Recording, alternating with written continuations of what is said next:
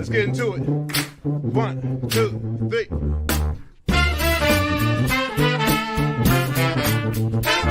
Let's get some more. Have it in. Get some more.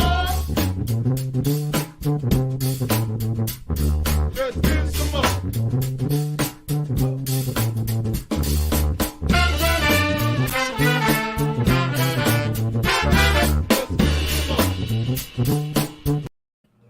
Why, hello, and welcome to My Whiskey Den, your favorite public access whiskey review show where craft whiskey is king. We are a proud part of the Bar Cart Co-op with other great shows like Distillers Talk and Bourbon Turntable. And this evening, we are delving into something there's been a lot of buzz and a lot of awards for a lot of years, and you guys fall into a category that is, as we look at it, as craft whiskey, that is kind of like a benchmark, because you guys consistently are putting out better and better stuff, and it shows by the awards and the medal count. Like I said, it almost reads like a Michael Phelps goddamn list of medals. So from Cedar Ridge, we have Murphy Quint. Thank you very much for being on the show tonight. Hey, thanks so much for having me. I'm excited to be here with you. Before we go any further, before I forget, Mike, do you want to tell our subscribers what to do? People wandering in the chat right now. Yes, don't forget to like, comment, share, subscribe, hit that bell notification to find out when new episodes come out. Typically, we are live on Monday nights. If you're watching us live on Monday night, interact with the very nice and wonderful people in the chat. If you're watching us after the fact, leave a comment in either YouTube or Facebook, wherever you are watching this. All right, thank you. And thank you, everyone in the chat, for being here bright and early. I see a whole bunch of you. Thank you very much. Murphy, we got a plethora of samples, and they were all pretty damn impressive. Yeah. I'm just going to say that right away. Just even going from the Iowa bourbon to the bottled and bond, every time, just between that, the straight rye and say the bottled and bond rye, if you were going to a tasting and you had those there, each one of them was kind of pushing the boundaries of taste in a different direction. Even though one was just age, it was really unique, and a great start to a lineup. I always say that we've had one or two people that have sent us samples in a section of a lineup. It's neat when they all live up to a certain expectation and hit, even when it's your base lineup, really. So hey, yeah, thank you so much for saying that. And that is something that's very important to us, is to offer a range of whiskey. It is really fun to kind of stop and master one of them, but what we want to do at Cedar Ridge is offer a wide range. And when I say that, not only do I mean a bourbon, a rye, a single malt, a range in different types of whiskeys, but also within each of those categories. For instance, our Iowa bourbon, which we just kind of loosely touched on, that's a low proof 86 bourbon. It's kind of a volume whiskey. It's very affordable and approachable. But then we've also got our bottled and bond bourbon at 100 proof, and we've got plenty of cask strength stuff that we do. So we really shoot for that range, whether it's the type of whiskey or even within each particular category. Mm-hmm. All right. Now I jumped ahead because I got excited, and I do that. But you guys were one of the first people in Iowa to start a distillery. Am I correct? Yeah, we were the first licensed distillery in the state of Iowa since Prohibition. Yep. So you guys were the ones that were forging the laws, or kind of twisting them that needed to be done. I know that people in Wisconsin did that. There had to be a little arm twisting to get things to work properly. But where did it start for your family that you wanted to actually start a distillery and go down that path? Because it's kind of a big jump. Yeah, great question. And yeah, first of all, you're totally right that every first distillery in every state has to go through so much hassle to try to change laws. It becomes very advantageous when a few distilleries open up and you create some guilds and you get a little lobbying momentum and leverage there. So yeah, we did have that, like many other distilleries, and we had to go through it. But as for what got us started in distilling, it was really weird. In 2005, when Cedar Ridge first started, we acquired some land in 2002 that we were operating on. But in 2005, when we really opened up for business, our business model was to be an Iowa winery, like a passion project Iowa winery, and a vineyard in Iowa that our family would maintain. And it was supposed to be this really small thing. And we were going to differentiate our business against other Iowa wineries by also having a still, why will we go to Cedar Ridge's Iowa winery instead of someone else's Iowa winery? Well, they also have some vodka, some gin, some rum. They dabble in whiskey. And so it really started off as more of a side niche, a side thing to draw people in. But the response that we had to that was significant. We found a lot of people coming out to try our spirits, and they got very on board with what we were releasing and stuff like that. So one thing led to another, and we started to kind of slowly pivot in the direction of spirits over time. And then eventually we came out with an Iowa bourbon, and that was a light bulb moment that my dad had. I can't take any credit for that, but here we are in the middle of corn country, as you guys know, and yet there's no bourbon in the state of Iowa. Why wouldn't we produce some Iowa corn bourbon? And so we started doing that. And once again, the consumer response, mainly locals, particularly in Cedar Rapids and Iowa City, they really, really came out to support. And once they did that, we were able to put more and more of it away and kind of expand our distribution reach. And before you know it, you fast forward to 2022, and we're a fairly sizable craft distillery that, we distribute to 30 some states and 5 countries now. We do still have a very successful wine business with an incredibly talented winemaker. It's much smaller scale. We mainly sell our wines in like 3 or 4 counties in the state of Iowa. And I kind of just mentioned our distribution reach in spirits, but basically what I'm saying is that we started out as a winery that differentiated by also being a distillery, and our business model over time completely flip-flopped. We will always maintain both the winery and distillery, though, as we move forward. I'm glad to hear that, because we preach a travel destination is what a lot of distilleries are. Yeah, that makes usually both sides happy. There are some guys that don't like whiskey and spirits that will actually like wine as well too, and flip flop. I don't know. I just love a stop that makes everyone happy all at once. That's the Midwestern way. That's exactly what we're going for. We want people to come out and just be happy with us. We'll have some fun, and that's what we try to do. Out at Cedar Ridge, and it always makes more sense if you get out there and see it for yourself. You just have a better understanding of what we're doing. But you get out there, and we have a very large property, and it's surrounded by vines.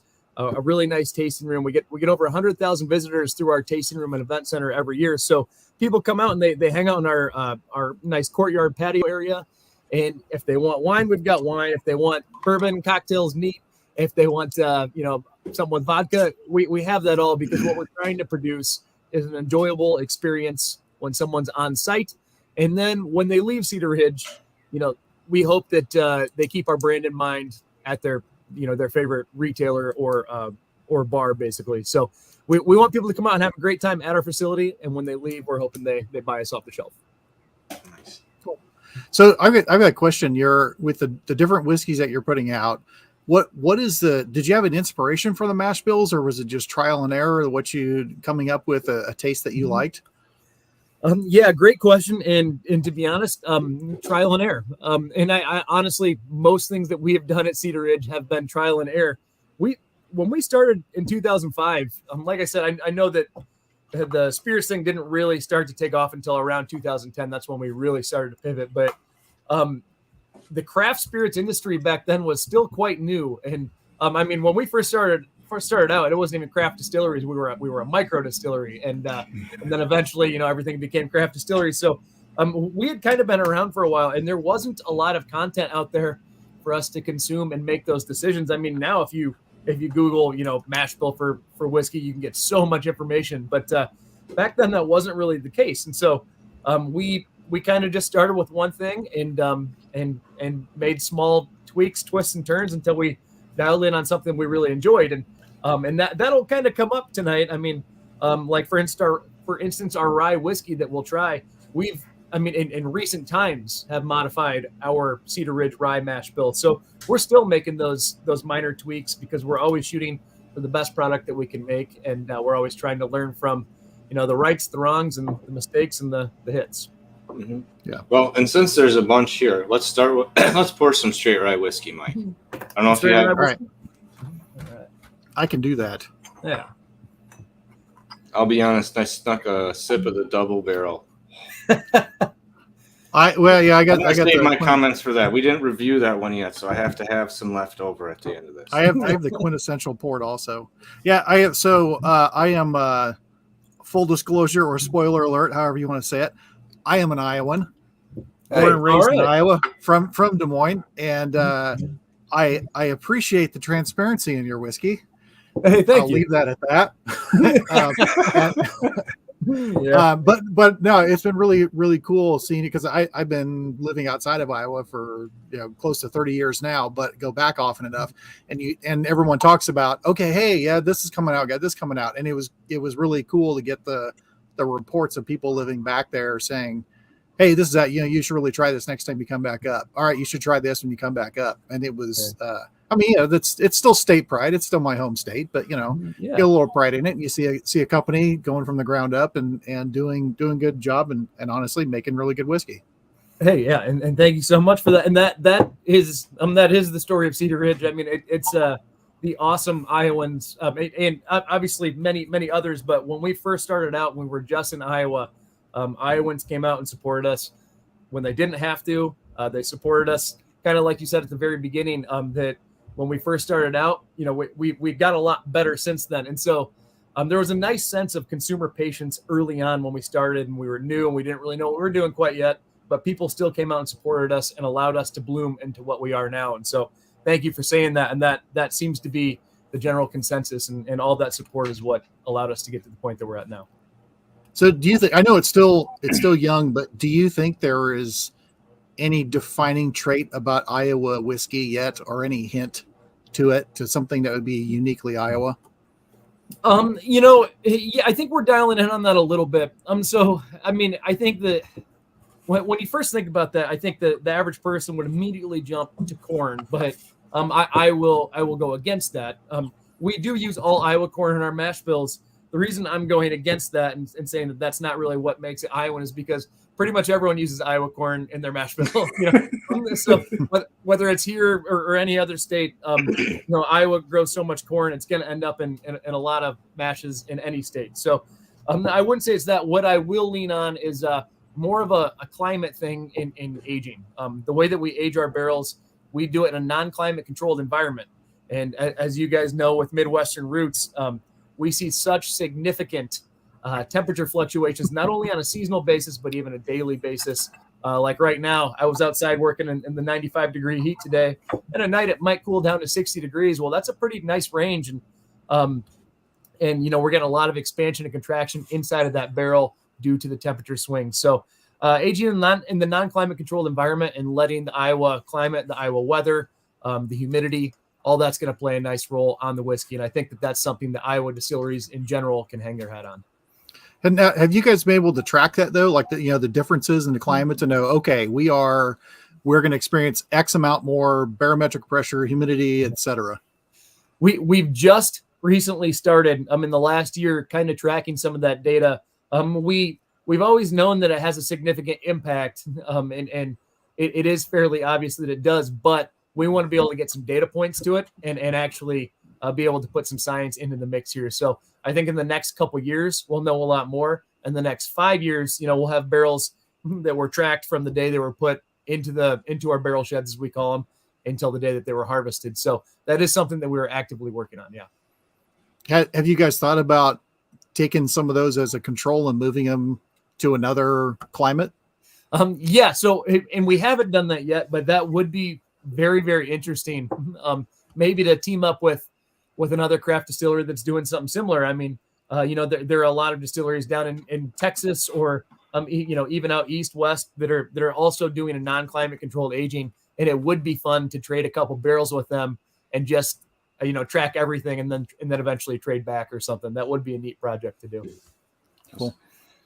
This came up before, and I just like to question.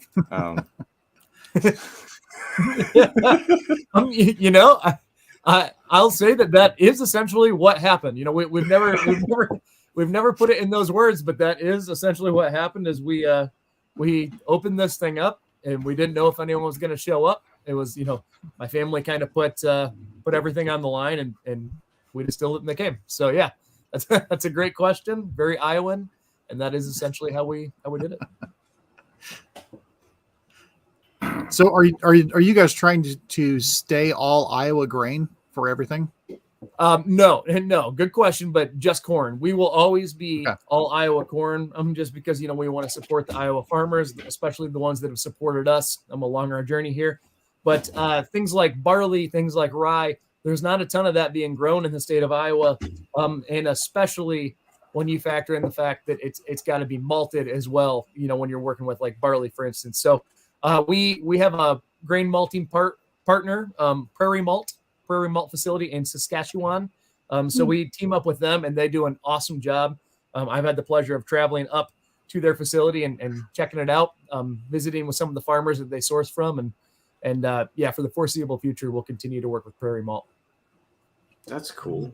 I'm in, we have a couple distilleries we know up in Canada, so I'm intrigued by that. That's hey, next time you're in that area, let me know. I've got the contact there, and it is something to see. It's incredible.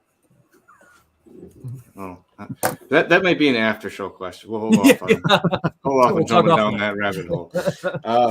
But like you were talking about with the varied mash spills, like the rye we just started off with here. If I'm not right, that one's the one that's 51 malted rye, 34 rye, 12 corn, and 3% malted barley.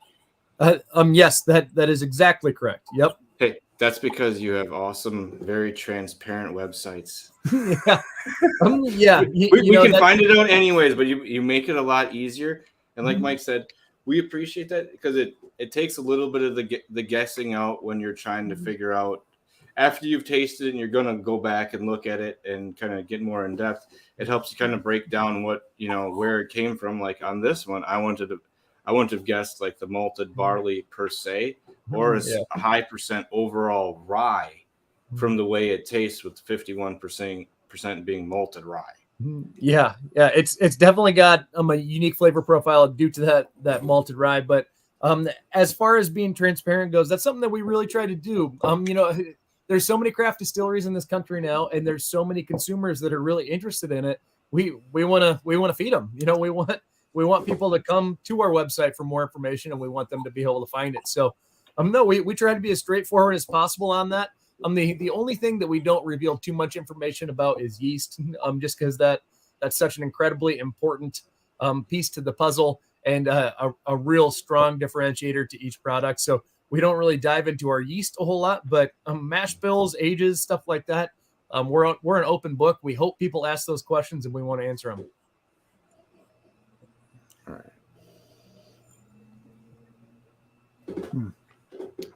Well, I might as well hop in here too. Yeah, I was hidden behind the bottle, and I kind of went at the same time Mike did there. So sorry about that. No. I've moved on to the bottled and bond rye, which is really nice. So what led you to either change or alter what was going on here? Because I would have figured the bottled and bond was a little bit older version. Yeah, the bottled and bond. Do you have the bottled and bond rye or bottled and bond bourbon? Because we do offer both. I'm talking about the rye right now. Hold on. Yeah, that's the right one. We do have them both. So okay, perfect. And yeah, that bottled and bond rye, it is a little bit older. I mean, it is in compliance with being a minimum of 4 years old, as is required by the law when you're talking bottled and bond. Whereas our standard Cedar Ridge rye is usually about 3.5 with a minimum 3-year statement on it. So, but yeah, as for what caused us to change things on that, I mean, once again, it's a whole number of things. It's we're trying to make tweaks to improve the flavor profile. There are things like cost involved. I mean, the cost of malted rye is significant these days and continues to climb. And so, in order to stay at a certain price point, you have to consider that as well. We try not to make that, the main thing that's driving those decisions, but we're definitely a business, and so we have to consider our costs as well. So that is a factor. And then lastly, I'll say we're also craft distillers, and craft distillers tend to lose focus and follow passion. And it's fun to screw around and try something new as opposed to, push the same buttons and twist the same levers every single day. It's nice to change things up and just see what you can create. Well, I'm glad with the experimentation. Like I said, I like them both, but they were, like I said, for a rye, they were all like pushing different directions. If you were going to sit down, you'd have been like, oh, really? Typically when I had it, I was like, what the hell? And I was like, then I'm like, looked at him like, okay. I'm like, at least the mash bills were a little bit different when I looked them up. I'm like, yeah. But it was neat to see it, like I said, with the bourbon and with this, to at least be pushing some edges.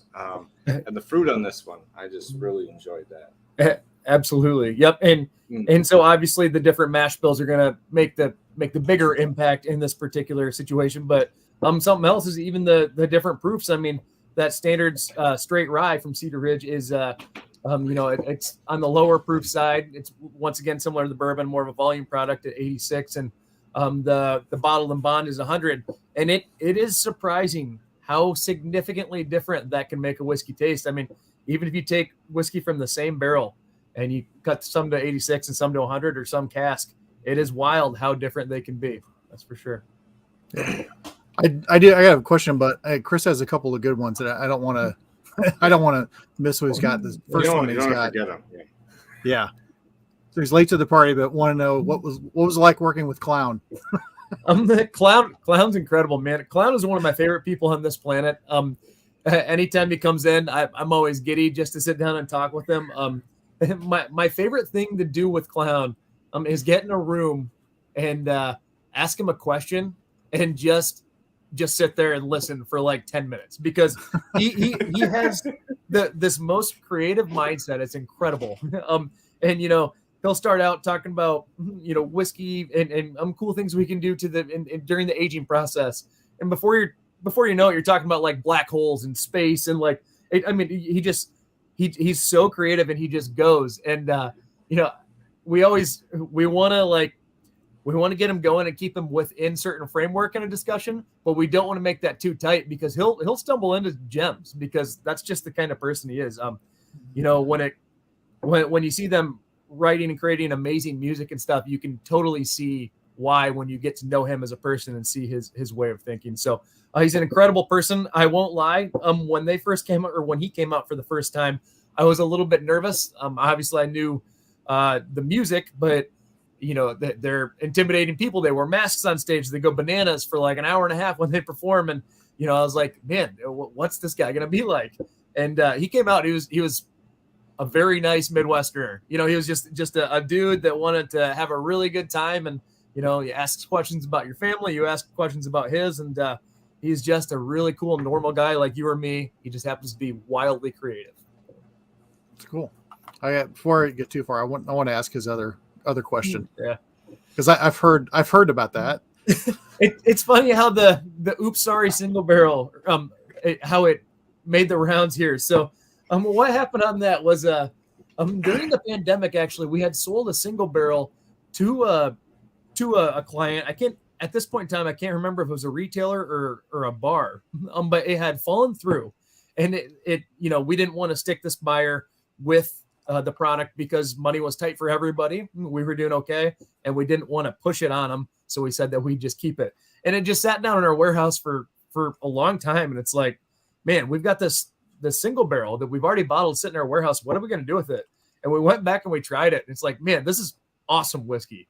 And so what we did is we just gave it like a fun name, and we called it oh, sorry, because which is a common Midwest term. We get made fun of that we always get made fun of that. If you accidentally bump into somebody, say, oh, sorry. And apparently only that happens in the Midwest. Well, so basically the joke is that someone bought the barrel and then they couldn't buy it. So, oh, sorry, you got to take it.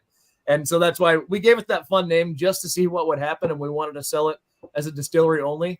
And it quickly became a fan favorite. And now everyone asks me about it. And it's this single barrel product that just had like this weird background, and it's very good. And it happened to be a successful project. So yeah, it's kind of a weird situation with a happy ending there. I always think that's neat when you have like a weird one-off thing or something that happens, and that's like, how was that the thing that caught fire? I know.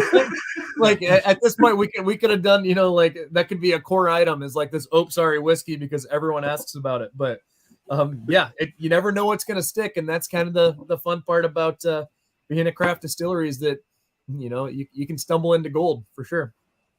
So yeah, with the flexibility that you've got to make things, I'm just curious, is there something that you have not been able to make yet, or something that's like that you just want to make but you can't make it?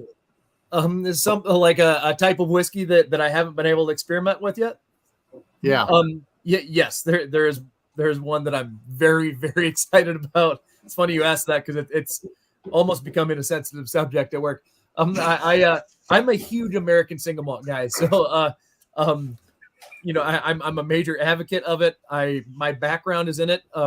In addition to working at Cedar Ridge, I should do a quick side note and say that I also spent a few years working at Stranahan's Colorado Whiskey out in Denver, which is also an American single malt whiskey distillery. And so it's always kind of been my category, even though Cedar Ridge is mainly a bourbon distillery. I happen to be a big American single malt guy. And anyway, so obviously we have our own American single malt called the Quintessential, which we'll, I'm sure, dive into at some point here tonight. But what I want to do is I want to divert a few barrels from the end of the process, which we'll get into that. But we marry a bunch of different barrels into a Solera vat at the end of our Quintessential process. And what I want to do is divert a few specific barrels and create my own special one-off edition. Think like a distiller's edition, for example. Yeah. But we can't call it that because I believe that is currently trademarked by Diageo.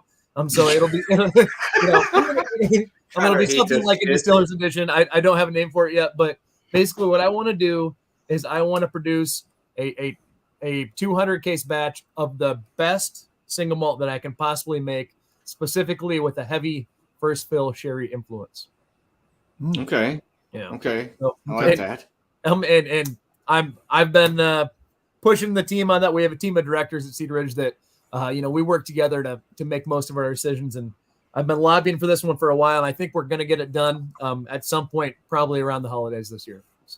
So do you get to play around a fair amount with having the winery nearby? Absolutely. Yeah. I mean, I get to, I'm fortunate enough to oversee all that. So I get to experiment with a whole bunch of that stuff. Luckily, I have an amazing, amazing team of people who are incredibly skilled at what they do. And that frees me up to do a lot of experimentation and stuff. Our winemaker, Tim, I know that he's got our wine under control, and every now and then I'll get to go talk shop with him. Our distillery manager, John, I know that he's keeping the wheels turning and everything. So it frees me up to kind of step away and work on whiskey blending and marrying and some of the bigger picture stuff. So yeah, I get to do a lot of experimentation, and it's definitely the best part of the job. Yeah. So do you guys make a little brandy, right? We do. We make a little bit of brandy on the side. It is very much a side project. The hard part about that is we can only be known for so much. And we have this conversation a lot at Cedar Ridge. And, that's a terrible problem. That's a terrible problem. No, and I don't mean that in any sort of cocky way. I'm just saying from what I have here, I can see the issue. I actually mean it in the opposite way, is that what I mean is the people who are listening to us today, no one's going to say, hey, we should make a trip out to Cedar Ridge. They make that awesome bourbon and rye and single malt and wine and vodka and gin and rum. No one's going to list so many things. Like you have to have a bread and butter. And so it's, hey, we should pop out to Cedar Ridge. They make awesome whiskey and wine. And that's kind of what we're trying to do. If we try to build a brandy portfolio and a vodka portfolio, it just becomes too confusing to the average consumer. And so that's what I mean by that. And so we do a little bit of brandy on the side, but we're kind of quiet about it. Some people like it, and we keep it on the shelves for them, but we're not trying to build any sort of a brandy empire. We're not expanding our distribution reach or anything like that. I was just curious because you got all those Wisconsinites up there. Wisconsin loves brandy. Wisconsin loves brandy. Yep. Yes. I'm not the biggest fan, but we talked about that a little bit. Like maybe doing some brandy for specific markets, such as in Wisconsin. But at the end of the day, we only have so much time and so many resources. And right now we are as fast as possible trying to get as much whiskey aging in our barrel aging facilities as quickly as we can. That's what we're trying to do. And so anytime we pivot away to a brandy or a rum or anything like that, it takes valuable time and resources away from that particular project. Okay, well, and you were just mentioning that. Are you guys in the middle of expanding some warehouse space? It looked like online. No, we're always in the middle of expanding our warehouses, which is every now and then it's like it'd be nice to catch it just a quick quiet period. In my head, I'm always like, oh, we just, we got to get through harvest season for grapes. We got to get through this building expansion. We got to get through this bottle mania for the holidays. And then it'll be a quiet time to just settle down and take a breather real quick. And as soon as we get to that point, it's like, all right, we need to add 2 more buildings, and it's nonstop. And we're so fortunate to be in that position. But it would be nice to just catch the breath. But anyway, yes, we're bringing yet another barrel shed online right now. This will be what is now known as Barrel Shed 9. Okay. But funny story on that. I mentioned in our newsletter the other day, if any of you are ever going to start a whiskey distillery, do not number your barrel aging facilities, because what happens is eventually you decommission one or repurpose one. And now Barrel Shed 9 is Barrel Shed 9, Barrel Shed 8 now, or is it 9 and you just skip one? That has happened to us very recently. So we're putting up what is called Barrel Shed 9. For a second, it was going to be Barrel Shed 10, but we got rid of one. So it created this whole silly situation that we're in. But anyway, yeah, we are putting in a new barrel aging facility that will hold 2,600 new barrels of whiskey, and we'll have that filled up. We'll basically fill that building up in our next year production. Now, with 9 different places, do you rotate the whiskey, or does it have like a home once it finds a place? And so that is something that we haven't had to deal with until about right now. Because what would happen is we put all of our barrels in one of our barrel sheds, and eventually we'd expand and build a new building, and we'd be forced to kind of move things around. So by default, something would move from shed 4 to shed 6 and finish out in shed 7. But now that we have adequate space for aging our barrels, things will stay in their rack for their entire aging lifetime. And so now is the point in time where we're going to have to start considering some of that. Stuff aged in shed 9 probably will taste a little bit different than the stuff aged in shed 6. So we haven't really had to account for that in the past by default, but it is something in the near future that we're going to have to work with, which is exciting for me.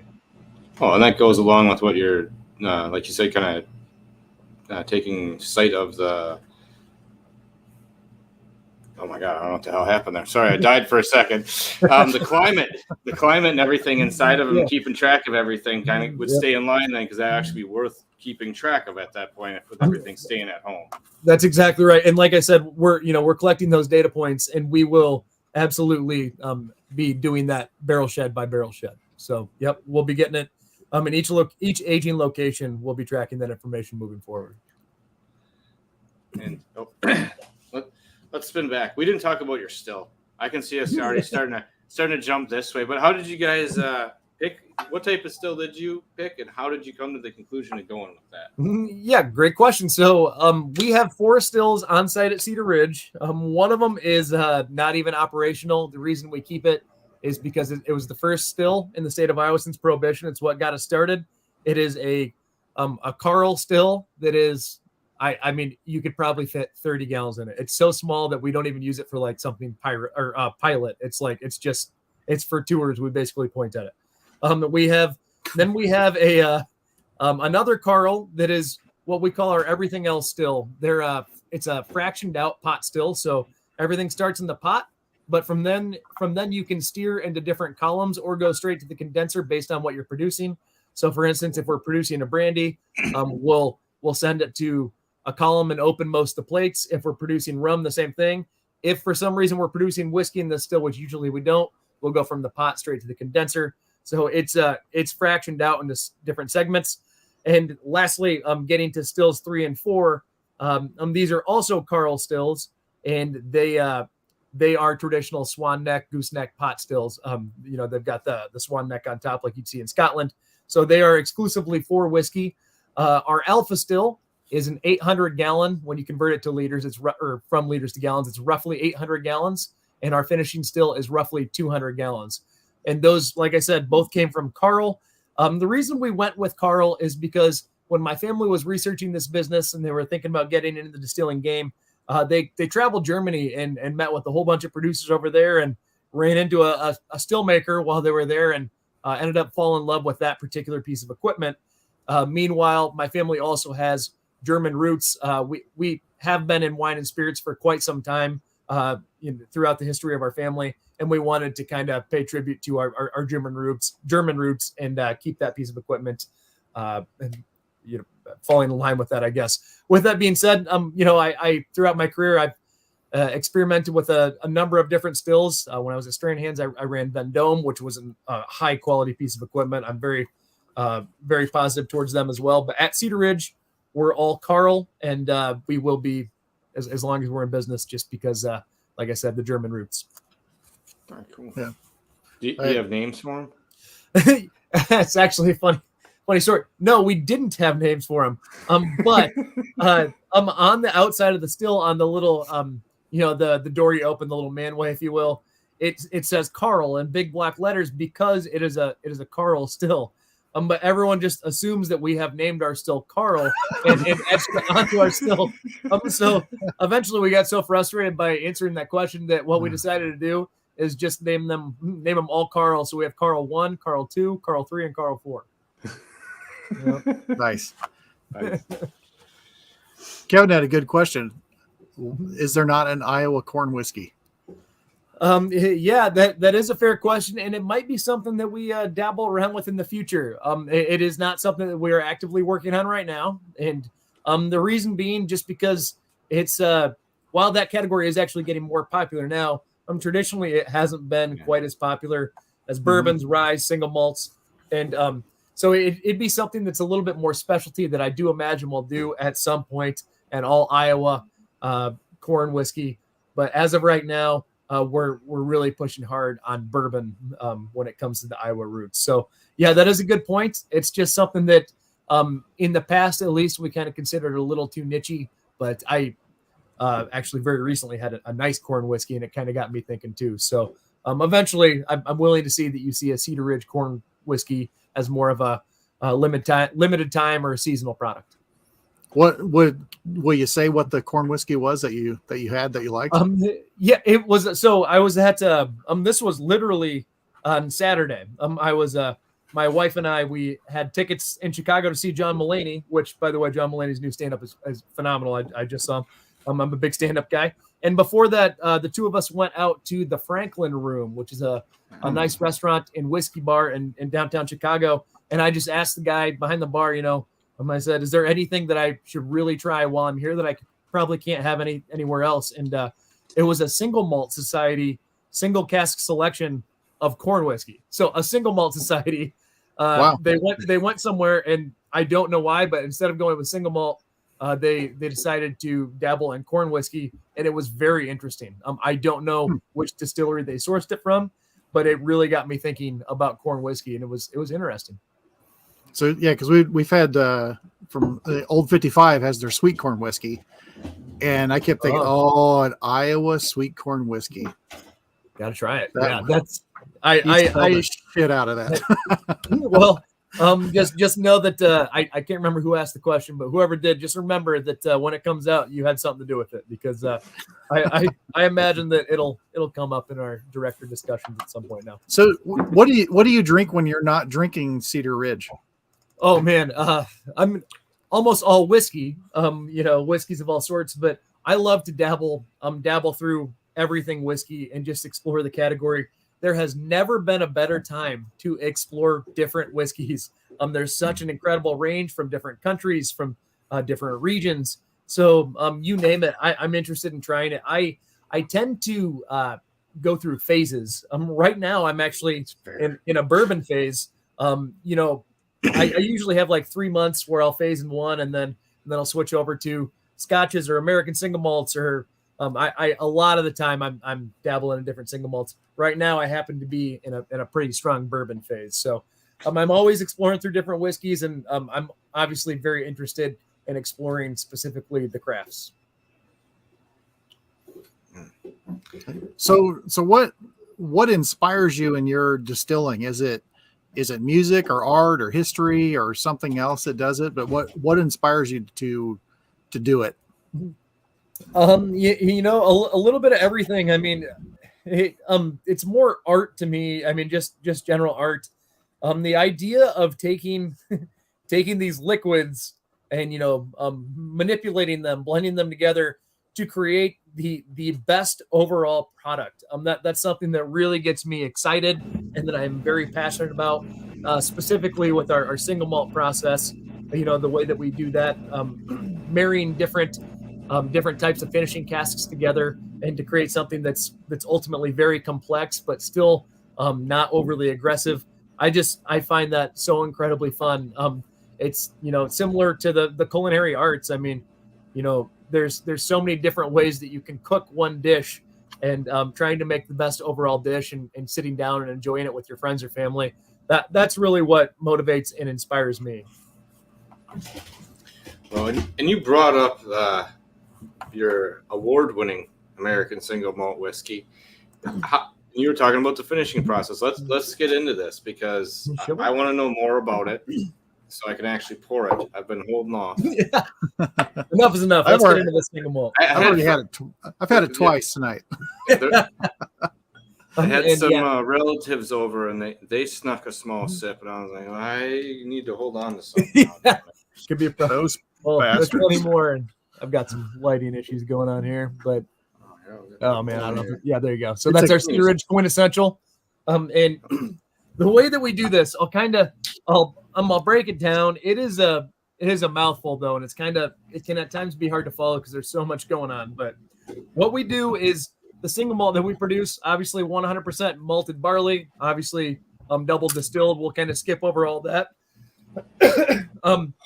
Once it goes into its initial cask, it is an ex-bourbon barrel. We age all of our single malts, or nearly all of our single malt, in ex-bourbon barrels for about the first 3 years. After that, we will bring all those ex-bourbon barrels out, and we will transfer that single malt whiskey into unique finishing casks. So think brandy, rum, obviously a lot of our own red wine casks, port casks.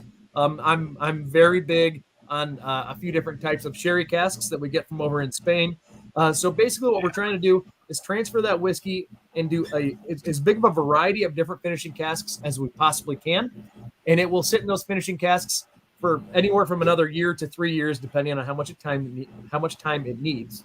And then the last step here, and it's where most of the fun comes into play, and the favorite thing that I get to do on a regular basis is bring all those unique different finishing casks of single malt onto our production floor. We usually bring about 20 of them onto the floor at a time, and I get to taste through all those different barrels, and then I will taste what is currently in our finishing Solera vat, and I will decide which of the barrels should get added into that vat, getting strategically married into it. So, and then how the vat works is we always bottle it halfway down, and then it's time to fill it back up. Bottle it halfway down and fill it back up. So I'm using all these different finishing casks to create a very complex, while still balanced, single malt whiskey that is going to have notes of sherry. It is going to have brandy influence and rum influence. Side note, there is also a little bit of peat in there, just a tad of smoke. So basically, it's I don't know. It's a whiskey maker's dream to work with all these different finishing casks and create a whiskey that they're proud of in the final process. How long do you let them marry in the vat? When you're saying you're bringing them half down and you kind of fill it back up, how long is the refill kind of marrying period? Great question. No one ever asks that. And that it is a very important part of the process. So I try to have it.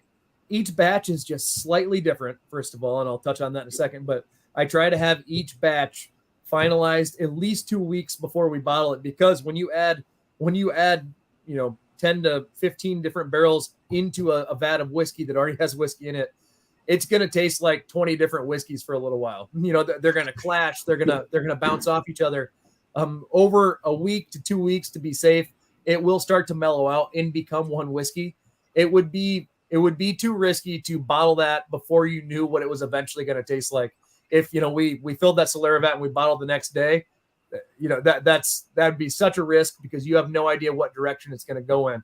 There's been plenty of times where I filled the vat and a week later, I tasted it and decided, you know what, it's kind of getting away from me here. I need to kind of manipulate this a little bit more and add some more sherry influence to it or some more brandy influence. So it does take about 2 weeks untouched to rest and fully marry together before we can bottle it. Very interesting. I'm going to bring it back, Mike. I want to find the bottle of this one just because it is one of the single malts, you should be It's a fine. good looking bottle. It Hey, is. thank you. And as you've probably noticed, it is very different from our other Cedar Ridge products. Like, Yep. I mean, for instance, our Iowa bourbon lighting issue. So the one I'm holding up right now is our Iowa bourbon, our most popular product, and it has a very American style label. When I say that, what I mean is the brand is so big you could read it from across a room, and there's not much detail on the front label, more on the back. That is the American style label. The quintessential here in the center of the screen, that is much more of a traditional Scotch style product. And the reason we did that is because American single malt is still a fairly new category. It actually has yet to be officially defined, which is something that the commission's working really hard on right now. But in order to make it more obvious for consumers what this is going to taste like and what it is, we decided to forego the traditional American style label and dress it up more Scotch-like, so people know, this probably is. They just assume it's going to drink more Scotch-like, which it does, and that's what we're going for. So we did that to bridge the gap from what the consumer sees and expects versus what they're going to taste. You could have said also, the other one has the big letters for the people in Minnesota, and everybody would understand what you're talking about. That's awesome. Oh man, guys, it's an Iowa thing. Sorry, Iowans have to make fun of people from Minnesota. It is, and they give it right back too. I've done that once or twice, and I have been outdone once or twice by Minnesota. It's always really fun, and it's always a little more fun when I admit that I was technically born in Minnesota. I moved here when I was like 2, and I've lived here most of my life, but I was technically born there, so I've got a little Minnesota edge to me as well. Man, the nose on this is incredible. Thank you. Yeah, like you mentioned, several different casks, and just trying to sit down, and you can tell that there are a lot of different finishing influences just on the nose. It's not over. None of them are overpowering or spiky. It's all very kind of mellow as far as it flows. Not to say that it's not strong or potent, but it's not like anything spikes up at you halfway through or anything. And that's exactly what we're going for. We're trying to maintain that balance, but we also want you to taste it and be able to, I do see that cherry influence, or there are some fruit forward notes that you might get from a brandy cask. So we want to maintain that balance, but we also want it to be something that you can explore. This particular whiskey, out of everything we offer at Cedar Ridge, it's my favorite to sit down and write with. Like I love to write. I like to journal or anything like that. Just for fun, and it kind of sparks some creativity in my mind because it has so much going on in it without being like disruptive to my thought process. It's not overly aggressive or anything like that, but it is very complex. Yes. It has an awesome creaminess. Like on the nose, I was getting like this cream peach, but a little bit of orange hidden in there and a bunch of other stuff. But the creaminess sticks around on your palate, which is neat because a lot of times that will fade or go away or get overtaken by like the barrel notes. Absolutely. Sorry, I thought you should have had it beforehand. I'm in my own space for a second. No. That's perfect. I just saw someone's comment. Hey, he's got Blanton's, and it made me chuckle real quick.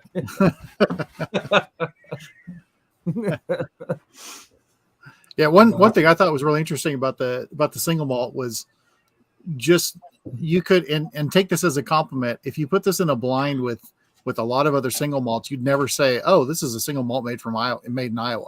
I mean, it's on par with any other single malt, on the nose and the flavor. It's really well done. It tastes like you've been doing it for 30 years. Hey, thank you. I really appreciate that compliment. And like I said, this truly for me is an art project and a passion project. Our bourbon, for instance, it is an all Iowan product. It's got Iowan roots. We're really trying to hammer that point home. Excuse me. With this quintessential single malt, it has less to do with the grain it's made from or anything like that, and just more. Our goal is to make the best single malt that we can possibly make, and that's what we're trying to do. We're not limited to the grain needs to come from here or we need to do it this way or that way. We just want to create the most artistic and best possible single malt we possibly can, and that's what this is. Yeah, it's nice. It's very nice. Thank you. I can see how it won some awards recently with it. I mean, in the finish, it doesn't lose its complexity, which is interesting. A lot of times you'll drop down to 2 or 3 notes at that point, and I'm just listening to you talk, and I'm still getting a little strawberry swirl. I'm going through other stuff, and then there's a barrel note, and I'm like, it's still as complex as when I drank it on the finish. Oh yeah, it lingers for a while. It lingers. And real quick, I'm seeing that Bourbon Turntable asked, have they played with the peat in their single malt? And so that how we do that real quick is we once 1 week out of each year we produce a bunch of peated single malt. I can't call it peat week because that is also trademarked. But so for 1 week every single year, we produce a bunch of peated single malt, and our whole property smells like a campfire. It's one of the best weeks of the entire year. So we produce a bunch of peat. We use Baird's heavy peated malt, actually from Scotland. So we bring that in.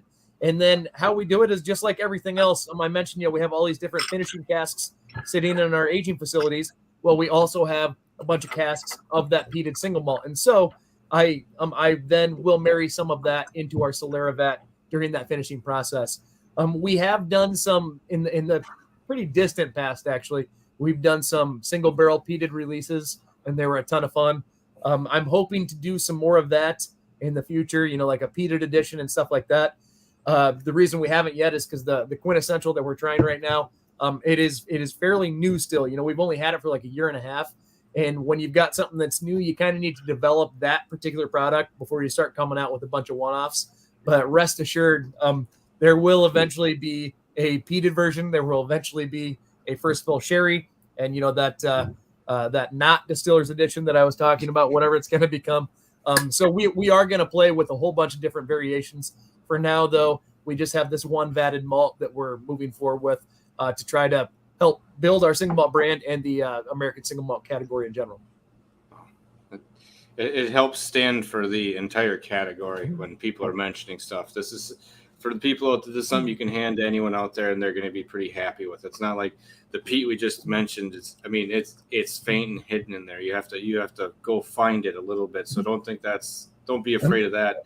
But this is one that you could hand to people, and just it has mass appeal. I was going to say, and that's exactly right. Malts, they're kind of geared towards a certain sect almost by the way they're set up.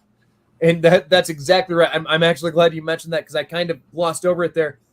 This is not a peated single malt. And I say that I love peated single malts for the record, but this is not one. It just has a hint in there. The way that I always put it is that it's a supporting role. It's not the main show. It's not the headliner. It's in there. But if I didn't tell you it was in there and you weren't looking for it, you might not even notice. So it's just in there because it adds a nice complexity. It kind of rounds it out. And I think excuse me, I think it is an important piece to the puzzle, but it's not the main feature. So, all right. So I've got a question for you. It might make you think. If you had to compare Cedar Ridge to a band, what band would Cedar Ridge be? Well, I gotta say Slipknot to start. That would be a problem. So we'll say not counting Slipknot. Wow, that is a tough question. What band would we be? What band plays a little bit of everything? I don't. Here, you guys can help me explore this. We'd be one that comes out with a blues album, but then later comes out with a rock album, and later throws in some rap and some country. We're whatever musician wants to explore different categories and push themselves and challenge themselves. So someone else can probably nail that better than I can. I don't know that I can necessarily say one specific band,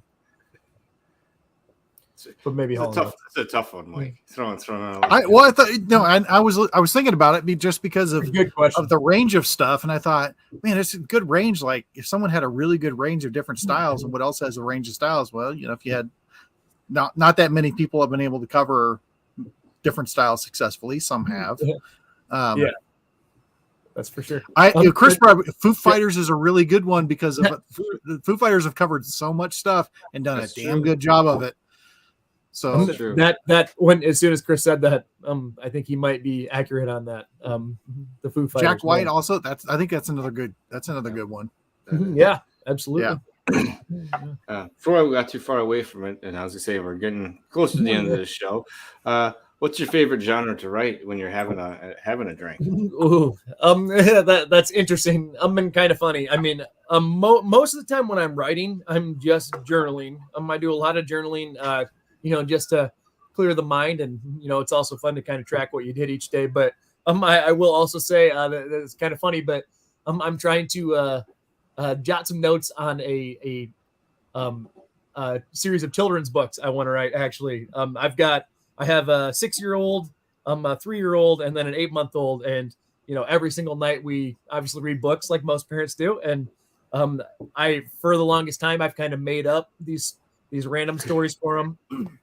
Man, I've got something in my throat that they think is funny. And so lately I've been kind of trying to chip away at that and see if I can't put it in book form eventually. So yeah, some children's books I've kind of been dabbling at lately. Very, very neat. So I was going to say you could do like a gift set that has a children's book with like 2-ounce whiskey bottles. Yeah. So a little for mom and dad, a little for the kids. Exactly. Everyone's happy. Exactly. It's like the nighttime gift set. Yeah, a wine sampler, a whiskey sampler, a couple of glasses, and a book. Call it like the 8 o'clock or something.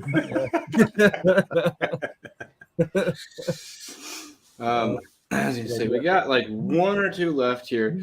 Out of the stuff you're producing, what's your favorite whiskey?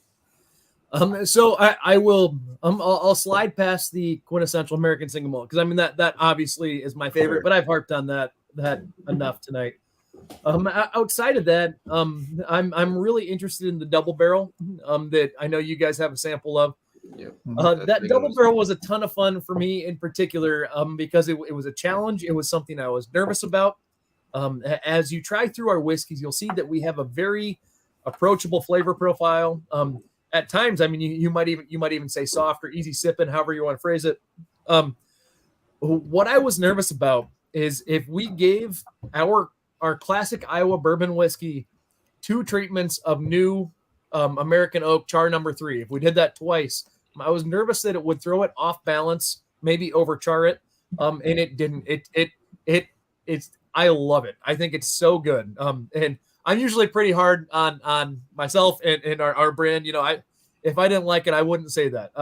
I really think it came out nicely, and I think it is still very balanced, but it definitely has a much louder flavor profile than our standard 86 proof Iowa bourbon. So it is 105 proof.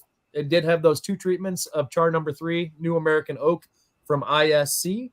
And I'm just incredibly happy with how it turned out. And we're getting, we've already put away this year's allotment that'll get released, I believe, in October this year. And I need to check up on it. I'm hoping that it's going to be at least as good as the batch that we're both sipping on right now. I haven't. Well, honestly, just when I went to the nose on this one, I can put that one up in the middle as well too. Give me a second here. Forgetting you got the technology. I don't need to do that. It's all good. Way better. Compared to the other ones, like when I went to the nose right away, like first thing that came to my mind expression wise was like, this is kind of your cigar blend. Like it was a deeper, richer, more, I don't want to compare to the other ones, but it had a little bit more, I don't know, like traditional hit to it. Yes, exactly. Cigar whiskey is a great way to put it. It is definitely just, I know it's kind of weird. It's definitely just fuller. I mean, it's a very full whiskey. It's a little bit bolder than our typical offering. And like I said, one reason why I really enjoy it is because it was a risk. I was nervous about it, and it seemed to pan out for us. Out of the last year, I think, other than the quintessential, I think this double barrel probably won the most awards for us. It cleaned up pretty well for us. Yeah, it's really good. Yeah. And like I said, that's another one where when you did that, it's taken the whiskey and as far as going there for a tasting, we had one with, I forgot I had this thing up still. We had one with like Ranger Creek one year where we had like 5, but I was like, all of them kind of played off each other and really worked in tandem well with that. The ones that you have here, each push like its profile of what it's doing. It's not like going crazy. It's tamed, but it's moving in that direction where it's like it's not aggressive, but it's definitely catching your head. It's definitely turning your head with the flavors and everything. That's what I like about this. This is, if you were going to have a tasting, there's not just one thing here. There's all of these, and I am having a hard time figuring out what the hell what a lineup I would put them in if I was going to do even say like a 4, like what lineup of 4 I would do, but I wouldn't be concerned about it. You know what I mean? Like I don't think I'm gonna screw it up by picking the order, but at the same time I'm like, what's the order I want to hit where it's like music for someone? And yep. And we're always glad to hear that. I mean, when people have trouble picking a favorite or have trouble putting them in a lineup or anything like that, or eliminating one, that's great news, because that means that they can all hang, and that's exactly what we're after. And on the note of kind of what you were saying, we're always trying to produce whiskey that obviously is of quality, but not overly aggressive. We want it to be inviting and friendly. But when they try it, if it's a port cask bourbon, we sure as heck want it to taste like it's influenced by port. We don't want it to be a background note. So we are going for bold flavors, but at the same time, not overly aggressive. So that's a fun line for us to try to walk. And I feel like most of the stuff that we've tasted tonight, it hit that mark, whether it's the double barrel, our port cask bourbon, like I said, I think it hits that mark as well. Very, very noticeable port influence. It's kind of a port bomb, which I believe, it's kind of, it's still easy sipping, but that port is very much there. It's very, it's very much there, but it's not overwhelming. It's like it's very complimentary to the bourbon. It's like you're drinking a port finished, but it's not overpowering the bourbon at all. Yes. Yeah. That's exactly what I'm trying to say. Where you get like the very, super very port nice musty thing where it kind of almost grabs a hold of it, where it's a wet barrel they started with or something. That's not what's happening. No, it's very, very nice. It's actually a really good one to end all these samples on tonight. You got it. Absolutely. Better pour myself into this. So what's something coming out this year that you're excited about, or in the next year or two? What's the thing you're obviously the kind of the quintessential offshoot? I'll have my Iowan fan. The mules and I will be watching for that.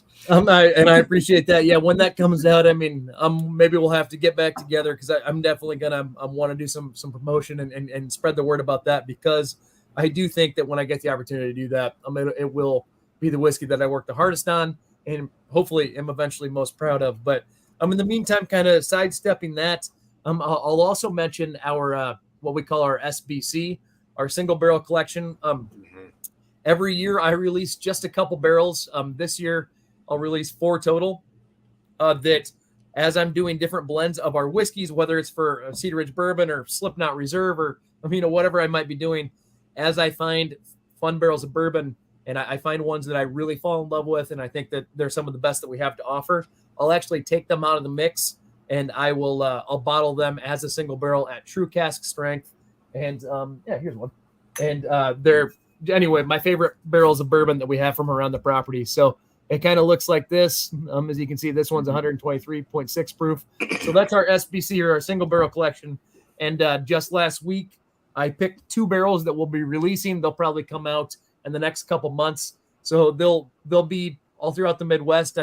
Obviously plenty in Iowa, but we'll hit all the surrounding states as well. It should be available in allocated quantities. It is something that typically you win a lottery for at a retailer or something like that. But that's something that I'm also very proud of, and it will be getting released here fairly soon. And then later this year, we have the 2022 allotments of our double barrel and our port cask bourbon, in addition to, for the first time ever, a port cask rye. So we have a lot of our seasonals coming up here towards the fall. And that port cask rye, I was doing some sample blends of it very recently. It's going to be awesome. And that's in the fall. Yes, I have it in my notes, which I don't have there at work, but I believe it's coming out in October, if not October, early November. Yep. Which mash bill is it? So it's the 85-12, Okay. or sorry, not 80, the 51%, but 85 total percent rye. The 51's the malted. So basically the same one that we tried today, finished in port casks. And I believe half the port casks are from our estate port, and the other half are ruby port casks that we sourced empty from around the country. So anyway, it'll be a nice setup when that port cask rye comes out, as well as the double barrel and some of the port cask bourbon and stuff. So the ones we tried today are from last year's release, as those are annual allotments. Yeah. Well, and if you said like allocated, if you're gonna hunt anything allocated, hunt stuff like this. We've had this discussion before on the show. Yes. We'll Many reiterate it every times. That's very cool. And that's, people don't realize that some of the crafts, some of the craft distilleries around the country are making noise right now. Get out there and check them out. They, as someone just mentioned unicorns. They have some unicorns now. We're not in a world now where everything crazy good comes from Buffalo Trace. And don't get me wrong, I'm as big of a Buffalo Trace fan as the next guy. I love him, but there's, whether it's any region, any state, now you can get some pretty crazy good whiskey out there. And you know what? Be the first to find it. Go out there and hunt it. It's really good. Mm-hmm. Yeah. So, well, and that's what we're trying to do here. And we want to thank you for coming on, Murphy, because we know you had a very busy day. You get up and we're cutting into the after work day time. So we appreciate you doing that. Thanks for having me, guys. No. And as you have other stuff coming out, we'll be paying attention as well too. I mean, like we said, when we're describing distilleries, for me, you're on one of the craft distilleries where if you're asking people who to look at them, because thank you. They're not having, or like Iron Root, Spirits of French Lick, Leopold Brothers. You're not having whatever you're going to have there. You're not having a bad release of it, and it could be one that blows your mind, but everything is solid the whole way through. It's just nice to have places to recommend to people like that. What do you want? Like, go grab anything from them. You're gonna be happy. Hey, thanks, man. That's about as good of a compliment as you can get. I appreciate the kind words, and keep an eye on some of the stuff that we're doing, and I encourage any of the listeners to pop out to Cedar Ridge. We do some awesome tours. We can get a nice VIP tour going. Maybe, if we get a group together, we can pop open some barrels together and have some fun. So please come out to Cedar Ridge, see what we've got to offer, and we'll have a good time. All right. Well, thank you, everyone in the chat. We appreciate you stopping out tonight. And remember, I got to switch back to this way. Remember, it's not the size of the den that matters. It's the love of whiskey. Cheers, everyone. Cheers. Cheers. Have a good night, everybody.